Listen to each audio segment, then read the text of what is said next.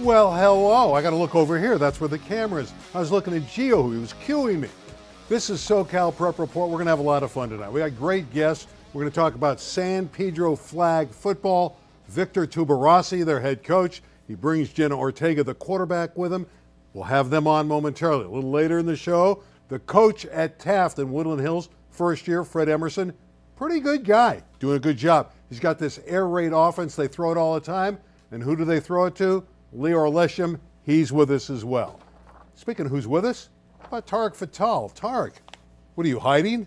Oh, I thought the shot was on me.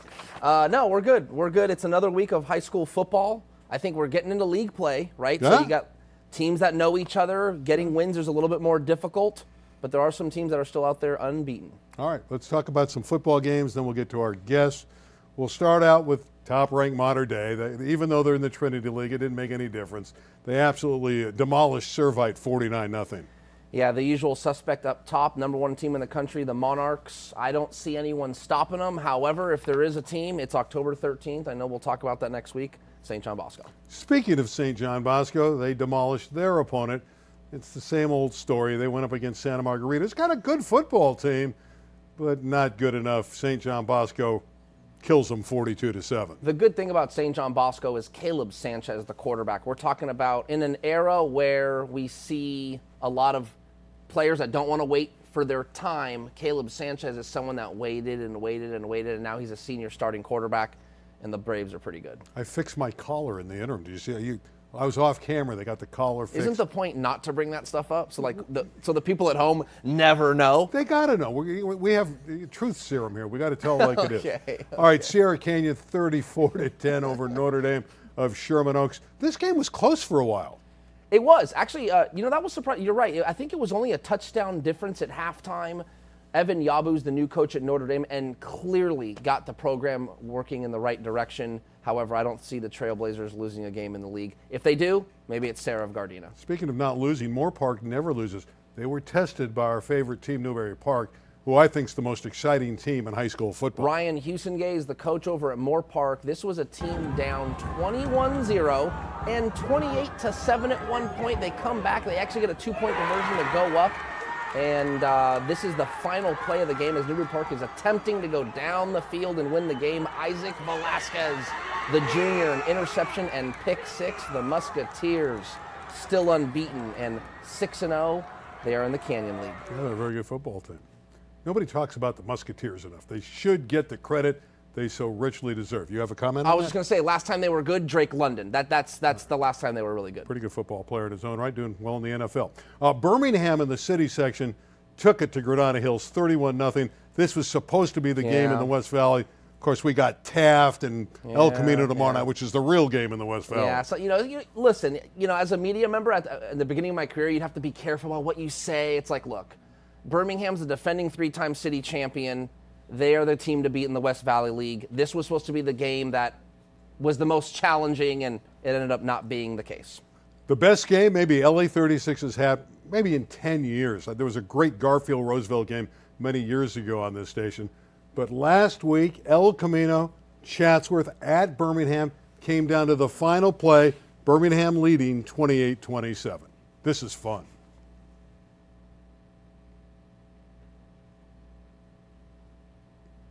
Here's the play. Here's the pitch to Rameau. Close. He didn't get in. He didn't get in. Oh, my God. El Camino has won the football game. Oh, my goodness. Oh, my goodness. They're celebrating on homecoming. The Royals somehow.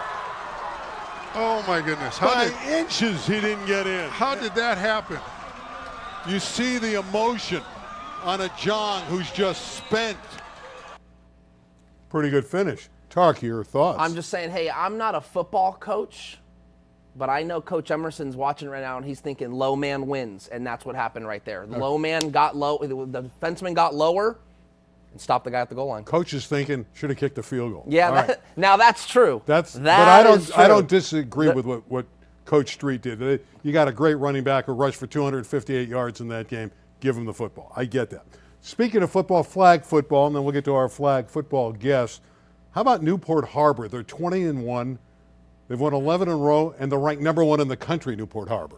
Yeah, that's impressive. And again, I think we've been saying this all year long. We were saying it in the spring. The second flag football became a sanctioned sport, we knew it would be popular. We knew it would get high participation. And now we're seeing rankings in the sport. I think it's a shame the Southern Section doesn't have a flag football championship. Like the but city the city does. And we're going to have them right on TV right here at LA 36. By the way, Newport Harbor, #1 in the country. That's Max Preps. And who knows who's good around the country in flag football. But currently, Newport Harbor is #1 in the nation. Maybe #1 in the LA City section, however, is San Pedro. We have Victor and Jenna joining us now, coach and star quarterback. Coach, I know you're excited. You feel confident about your football team, and you've seen a lot of growth early on your Pirate team. Welcome to the show. Thank you for having us, Randy. Appreciate it. All right, what about the growth? Why have you improved so much so early? They're just learning the philosophy of the game, Randy, more than anything. I think they're learning the speed of the game and more how to play as a team. It's very important. I'm watching that as they continue to grow over the weeks. They started in the middle of August, and now I see progression, more progression. But ultimately, it's their want, Randy.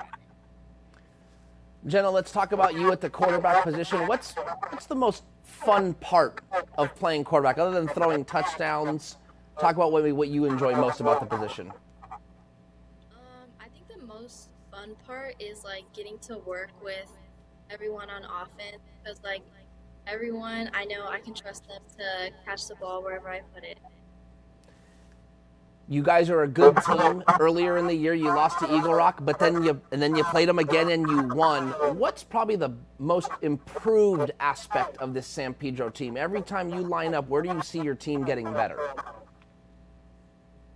I think we get better at everything. We did really good on defense the second game, and I think everyone just went an open spot on offense, so they made it easier for me to get a touchdown. Victor, these young ladies are new to the game, as you stated. Has it been easy for you to teach the girls? Are they eager to learn about the sport and improve? Yes, Randy, as I said earlier, they continue to grow.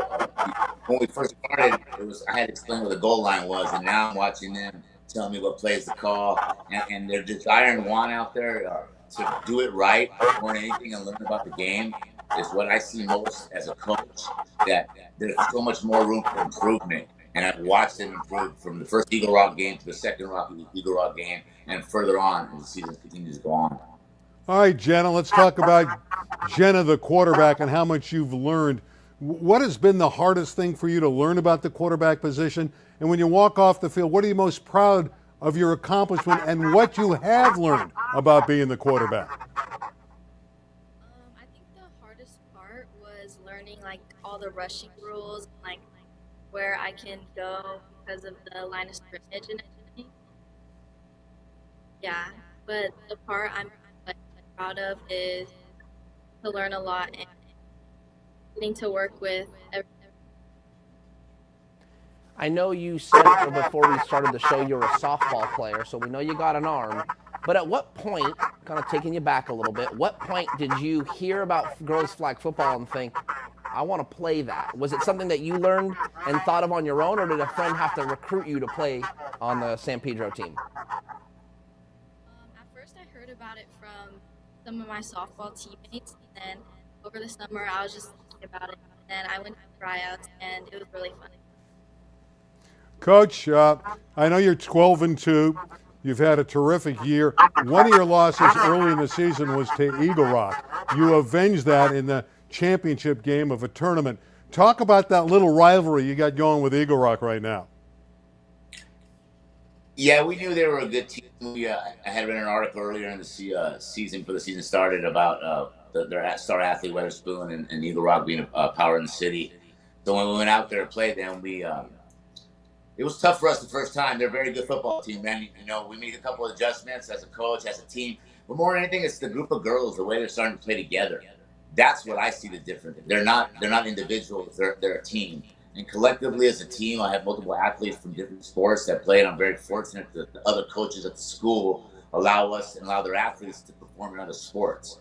So I got the best of the best, and the girls from the school, and it's soccer, softball, it's whatever basketball, but I'm very the coach is supporting them and allowing them to participate in the sport. Jenna, I don't think you guys were too modest about what your goals are. You guys want to play in the city championship game.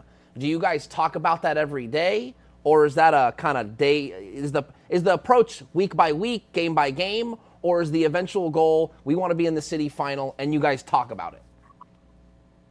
We do want to be in the city final, but talk about it every day, and we also try to stay humble and take it every game. Jenna, I know you're also a terrific softball player, so we wish you well in both sports. Coach, thanks for coming on. Hopefully we'll see you down the road. We're covering the championship game. In fact, we're going to have both Division I and the Open Division here in the middle of November. Hope to see you at Birmingham High School, and thanks for being with us, and best of luck the rest of the way. Thanks for having us, Randy. Have a great evening. We really appreciate it. Thank you very much for thinking of San Pedro High School. It's our pleasure. You guys take care. They're a definite threat in the city section. I think I like how they lost earlier in the year to a team and then got better and beat that team. I really, really like that.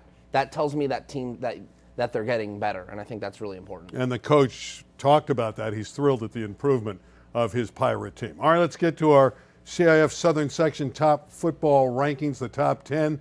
These are Tarek's top 10, and I always go with what Tarek says. So we'll go with Modern Day number 1. That's not a shock. He has Centennial number 2. Okay. Bosco, Sierra Canyon unbeaten, and Poly. Then the back 5, Rancho Cucamonga, Mission Viejo, J. Serra, Murrieta Valley, Serra Gardena back into the top 10. I think the difference is this past week where Murrieta Valley was at 10, they move up a little bit. They got Bear Bachmeyer, the quarterback. Gardena Serra, that's the team I'm really interested to see how they grow, because the one game left on their schedule is against Sierra Canyon. How close will that game be? Will they make it a game? Can they win that game? I think that game will determine the Mission League champions. So if they do win that game, you'll see them climb. All right, time for some great performances, and we had a few. I know this first guy you saw play at Palos Verdes, Ryan Rakowski. He's just a freshman. And the game he had against Santa Monica, the yards, not mind-boggling. A lot of people throw for 233 and 4 touchdowns. Well, maybe not the 4 touchdowns. 11 for 11. That's great accuracy. Efficiency, yeah. I think that was a game in the Bay League, if I'm not mistaken. And that was pretty much the whoever won that game was going to get the inside track for the league championship. So I think Palos Verdes has a really good chance to maybe stay unbeaten the rest of the way. Wyatt Becker, business as usual, big game. We talked about the win over Notre Dame. He was the trigger man there. Husan Longstreet, he was a transfer, came in from Inglewood. Everyone thought he was going to have a big year. Has not had the great year, but he had a big game, and maybe this is him pushing through and starting to understand that Centennial offense. Yeah, Centennial's in a better league now, and they are going to be tested later in their year. They used to just kind of run through their league. Now they're in a tougher league. I will say this, Corona Centennial's only 2 losses this year. I have to bring it up. Mater Dei, number 1 in the country, and Gorman, number 2 in the country. 1A. Yeah, Gorman's 1A. 100%. I totally agree. Luke DePerno had a great game at West Ranch. He rushes for, I think it's like 258. I'm going to see the number. There it is, 258, and 5 touchdowns and a win over Hart. Luke's a pretty good football player. Wildcats are the defending Foothill League champions, I think 2 times the last 2 years. I don't know if they'll get it this year. I think Valencia will be back on top. There's Shane Rosenthal. He's the only one up there in a losing effort, but there was nothing losing about what he did. I mean, 12 receptions, close to 300 yards, 3 scores in the loss to Moore Park. Yeah, he's the number 1 target for Newbury Park. Obviously, they have the quarterback, Brady Smigel. And obviously, we have a couple new guests to talk to. Taft High School is going to be in our game tomorrow against El Camino Real live at 7 o'clock. We have the coach, Fred Emmerson from Taft. He's got a tough assignment.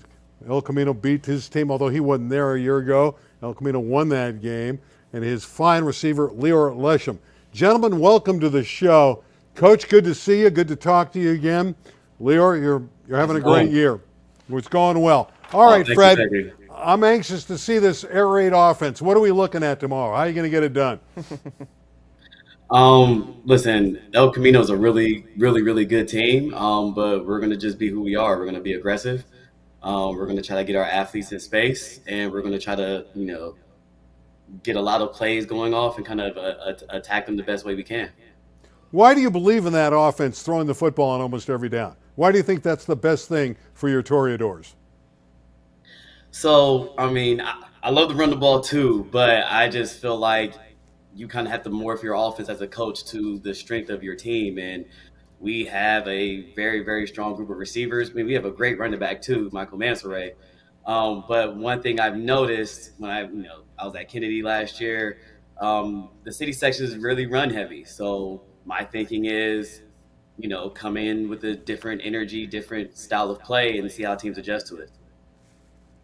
Lior, you had a record-setting game. I believe it was 8 touchdowns. What was going through your mind at touchdown 4, 5, 6? It's just, those are mind-boggling numbers in themselves, but to kind of keep going, can you walk us through approaching 8? Yeah, so the first 3-4 touches of the game were big plays, big touchdowns. So at a certain point we were like, let's just feed the ball to this kid. And that's just what Fred called. That's what Devin gave me the ball to, and I just honestly just took it and ran. Devin had a perfect game.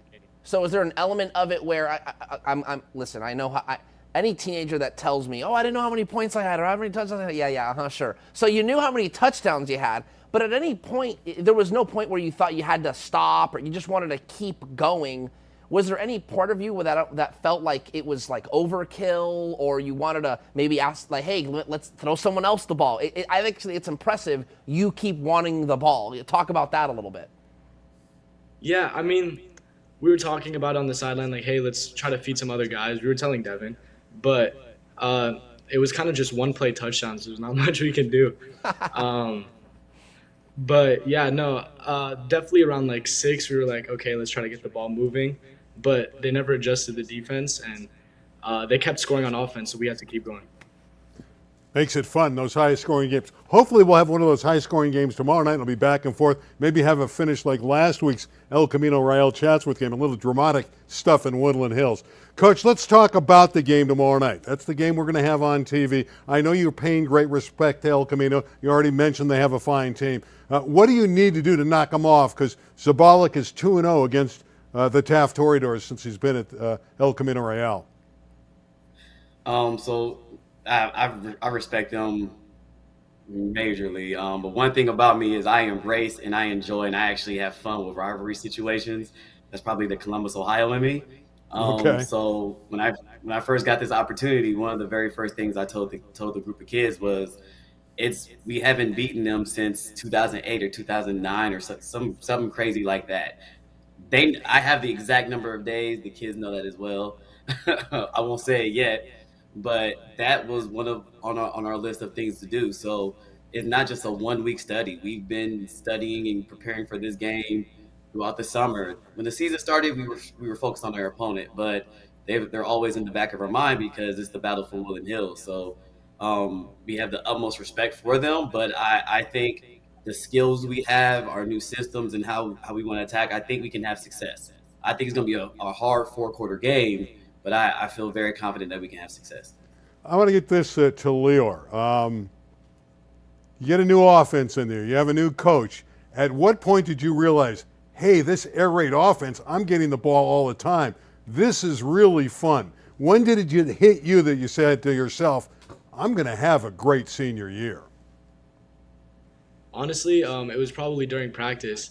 A lot of my practices last year, I was working on blocking for the running back. But the second we got to practice and we just kept throwing the ball, I'm like, man, I love this coach. And then we got into the first game against Westlake, and I think on that first drive, I had 3 or 4 targets and a touchdown. So I was like, yeah, I'm going to get the ball a lot this year.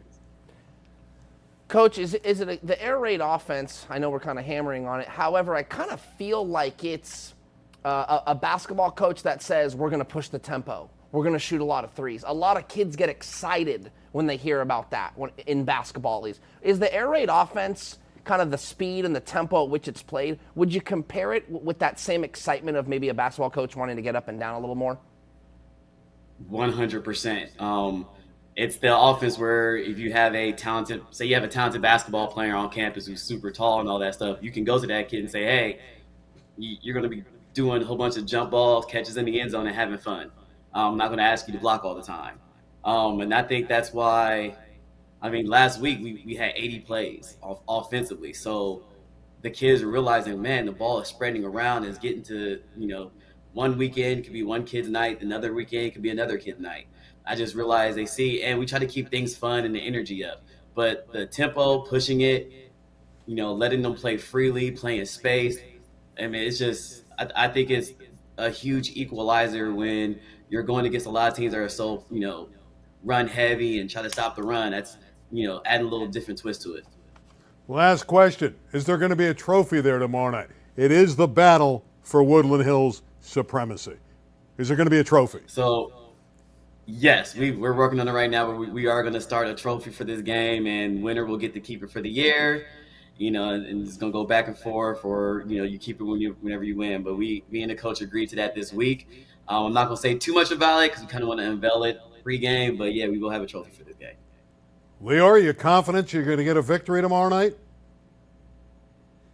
We just got to push ourselves to the best of our abilities. We've been preparing this game for a while. We were ready. All right, that's what I want to hear. Lior, Coach Fred, thanks for being with us. It's a lot of fun. We'll see you tomorrow night. Make sure you have a ticket for me so I can get in. I want to see the game. Have a good one. All right, thanks for joining us. Good people. He's going to build that program. They're not a great football team yet. Both teams tomorrow night are 2-4, let's be honest. But they're both programs that are growing. It's going to be a competitive game, and it should be a lot of fun. Well, I think when we look at the trimmings of what Taft has, new coach, new arena, new stadium, new field, new everything. When it comes to football, I know the locker rooms and the weight rooms have been redone in the last couple of years. So it's a good time for the Toreadors to be good. Taft is not in the top 10. El Camino Real is not in the top 10, but we're going to show you the top 10 in the LA City section. Number 1 is Birmingham after they trounced Granada Hills last week, 31-0. We're impressed with Carson. I'm sure Tarek will talk about it because we saw him last week play in person. Garfield's still on a roll, 6 in a row. Gardena jumps to number 4. They should have been there earlier, but I won't hold that against Tarek. Dimalee's 5, Pally 6, Granada a little bit down now after the loss last week to 7, but not too much. Banning, Franklin, and Cleveland.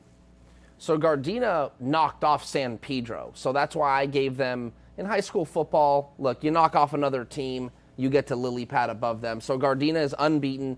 They're in the top 5.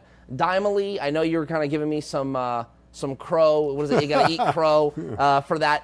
They are a team that is on the rise, and they only have one loss, and it is to San Pedro. So they're right there, and they have a big game against Crenshaw. If they win that game, they have an inside track to win the Coliseum League. And I'm telling you right now, Randy, if they win that game and they win the Coliseum League, they're going to be in the Open Division. Yeah. Speaking of games tomorrow, and that is a big game tomorrow, let's take a look at some of the games that will be on the calendar.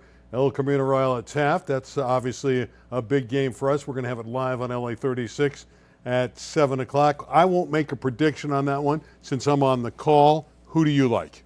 Oof. I put you on the spot. Oh, man, that is a total pick-em. Okay, we'll stay with that. No. Let's go. We got time. It's only 9:24. Let me think. You're not supposed this. to give away secrets. It's like my collar thing. You know what? I'm going to go with my initial gut was ECR, so I'm going to go ECR. Okay. Yeah. As good as any. You got a 50-50 shot. Let's take a look at some of these other games. This isn't a 50-50 shot. J-Sarah is outstanding. They are. They're not in the league of Mater Dei. No, yeah, Mater Dei is probably going to win that game, but hey, good for J-Sarah. Give it a shot. And the quarterback Brown last week, Elijah Brown, had a big game for Mater Dei.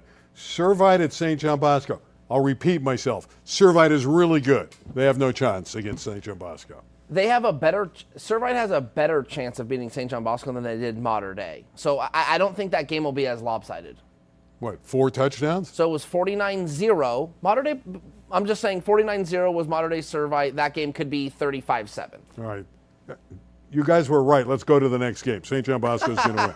Etiwanda's 6-1 at Rancho Cucamonga. This is a really good game. Yeah, baseline league. So Etowanda tripped up last week, lost to Chino Hills. Chino Hills was expected to finish last in that league, and they knock off Etowanda. Everyone was surprised by that. Damien beat Upland, and so here's Rancho and Etowanda. I don't expect Rancho to stumble. They are a very, very good team. Damien, you just mentioned them. They've already beaten a Damien from out of state. Correct. Damien beat Damien. So they're 7-0, but Chino Hills is talented. So now what happens is Chino Hills beat Etowanda, so there's no surprises now. Damien's not gonna, they're not gonna waltz in there and be complacent. They're gonna be ready for Chino Hills. I think Damien will win that game. Agoura and Newberry Park. I know, Tarek, you're going to this game So tomorrow. I think I'm gonna go. I want to check out a couple players from Agoura, but Newberry Park is coming off a tough loss. I think they have more talent, but Agoura, that's that neighborhood team, man. They are thick as thieves. That'll be a great game. That's a toss-up, too. Granada Hills is the favorite at Cleveland, but I'm not so sure here. I think the Cavaliers have a chance to knock them off. I really do. Give me the Corey Cavs. Hall is really great for Cleveland. Give me the Cavs. I we agree like on Cleveland to finish second in the West Valley. Yeah, Randy and Tarek are in agreement. Corey Hall, superior all-around player, should have a great game. Oh, we want to remind you, next Wednesday, 7 o'clock, we have our friends from Prep Sports Night Live at 7 o'clock, 1 hour. Rich Estrella, Bob Gibson, they do a terrific job. I watch it every week. I know you do. You watched a replay last week because they didn't have a new show. I was upset. I watch it every week, and then I go back and watch. It's an amazing show. Next week they have a new show. Those guys do a great job. All right, want to mention quickly basketball. Isaiah Elohim, phenomenal player at Sierra Canyon. He's only a junior going into his senior year. He's got 1 year left for the Trailblazers. Today committed to Arkansas. He's going to play for Eric Musselman. You know, you're talking about a top 15, top 10 sometimes program. It's a great pick. By the way, he picked Arkansas over Villanova and Kansas. Hey, good luck to him. Great mid-range game. He can knock down shots. He does have kind of an old school game. He's kind of a bigger guard with broad shoulders. He'll get you to about that elbow mid-key area, and he'll knock it down.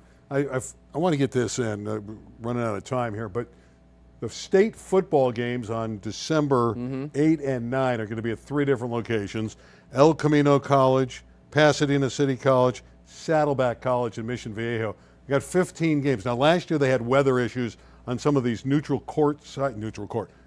field games with rain and stuff. Some of the coaches complained. So now all the games, all 15, are going to be played over the 2 days at 3 really nice facilities. Right, so the whole thing is all-weather. Yeah, equality. Correct, like all-weather field, so there's no complaints about mud or facilities. Everyone literally will play on turf that is well-equipped for any type of weather, rain, snow, sleet, whatever the case may be. I didn't want to really end the show this way, but I think I will. Myra Einberg passed away recently. There she is. She's a graduate of Hamilton High School in 1969, an LA City Section Hall of Famer. She got that Venice logo on there and the great smile. She was a great golf coach there, won some city championships, won a city championship as a volleyball coach. Sweet lady. She's in the Jewish Hall of Fame as well as the LA City Section Hall of Fame. So the LA City Section lost a great person. I think when you look at the city section, there is so much greatness in it. Athletes, coaches, media members, and I know she passed away suddenly, so the section has a heavy heart right now. Yeah, really do. Well, we got to get back to other things. We got to promo that one game tomorrow night. That's going to be a great football game. In fact, I can tell you what Jason Zabalik told me. I probably shouldn't say this. The coach of El Camino said, we're going to win it 42-35. Now, whether he's right or wrong, I don't know. But that means he believes there's going to be a lot of points. I think if you mentioned it to Fred, he would say. He would say the same. We're going to have a lot of points. He'd probably have Taft ahead, 42-35. It's going to be that kind of game tomorrow night. Yeah, I don't know who to give the edge to, but I think ECR is going to find a way to win it. I think they've got kind of this newfound confidence after really, it's one thing to win a game on an offensive play. It's actually another to win it on a defensive play, right? How often do you see a walk-off defensive play? It's rare, right? It's very rare. There's this newfound confidence. They're coming off a league win. Now they go to a rival. I think ECR is feeling good about themselves. Give me the Royals. Yeah, and Jong had 2 touchdown catches, including the big one, to give him the lead in the last 3 minutes than the great goal line stand. Tarek, that's going to wrap it up. Another great show, Randy. It was fun. Thank you to all my guests. Too many to mention. We'll be back again next Thursday, live at 9 o'clock, right here on LA 36. Good night, everybody. I like the table. They changed the configuration. Well, you know, when I move the furniture around, things tend to Look at that. You can see. You see how they got it right over here? Yeah, it used to be vertical. It was now vertical. Put my feet on it like Yeah, this. it's very comfortable when you have your feet up, isn't it? You like it. I like it. Lazy boy. That was good.